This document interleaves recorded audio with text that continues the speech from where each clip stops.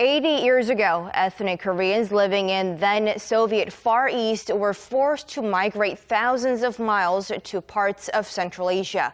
A Korean theater in Kazakhstan is preparing for a special performance to reflect on that tragic period in history. Our Kim Hae-sung reports from Kazakhstan.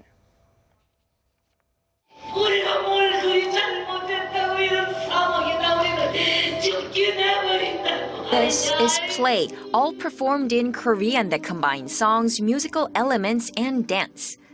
And it conveys a story that contains love, separation, forced migration, and resettlement. It's a rehearsal for next week's big event to mark the 80th anniversary of the forced relocation of ethnic Koreans from the Soviet Union in Almaty, the biggest city in Kazakhstan. Forced migration was tragic. We are not celebrating that day, but rather the lives of Korean over the last 80 years and how our ancestors settled down in Kazakhstan. The Korean theater is in itself a living testimony of the lives of Korean. Founded in Vladivostok in 1932, it's the oldest Korean theater established outside of the peninsula that is still in existence today.